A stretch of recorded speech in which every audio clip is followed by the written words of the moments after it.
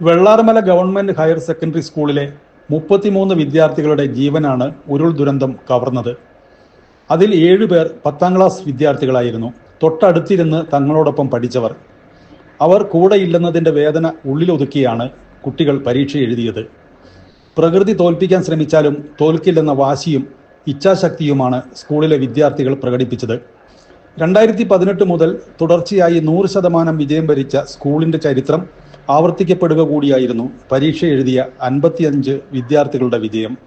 എന്തു വന്നാലും തോറ്റുകൊടുക്കില്ലെന്ന വിദ്യാർത്ഥികളുടെ ദൃഢനിശ്ചയം വിജയത്തിലെ പ്രധാന ഘടകമാണ്.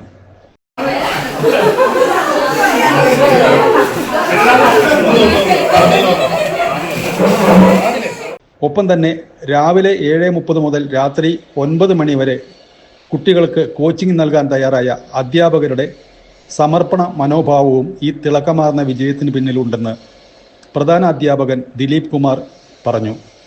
അങ്ങനെ പടിപടിയായി കാര്യങ്ങളൊക്കെ മുന്നോട്ട് പോയി. എങ്കിലും നമുക്കൊരു വല്ലാത്തൊരു ആശങ്ക ഉണ്ടായിരുന്നു. പ്രത്യേകിച്ച് 10ാം ക്ലാസ്സിലെ കുട്ടികളെ സംബന്ധിച്ചിടത്തോളം റിസൾട്ട് ഉണ്ടാവും എന്നുള്ള ആശങ്കകളൊക്കെ ഉണ്ടായിരുന്നു. എന്നാലും ആ ക്ലാസ്സിൽ തന്നെ 10ാം ക്ലാസ്സിൽ പഠിക്കുന്ന 7 വിദ്യാർത്ഥികളെയാണ് നഷ്ടമായത്. 55 വിദ്യാർത്ഥികൾ വെച്ച് പരീക്ഷ എഴുതി.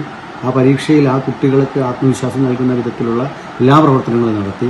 അതിന് നല്ല റിസൾട്ട് അവർ നേടിത്തരികയും ചെയ്തു. പരീക്ഷ എഴുതിയ മുഴുവൻ വിദ്യാർത്ഥികളും ജയിച്ചു എന്നുള്ളതാണ്. അതുകൊണ്ട് തന്നെയാണ് പറഞ്ഞത് അതിജീവനത്തിൻ്റെ ഒരു പുതിയ ചരിത്രമായിരുന്നത്.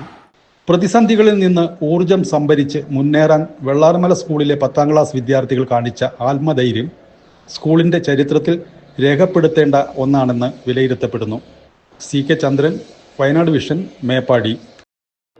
കൂടുതൽ വാർത്തകൾക്കും വിശേഷങ്ങൾക്കുമായി Wayanad vision Facebook page follow ചെയ്യുക. യൂട്യൂബ് ചാനൽ സബ്സ്ക്രൈബ് ചെയ്യുക.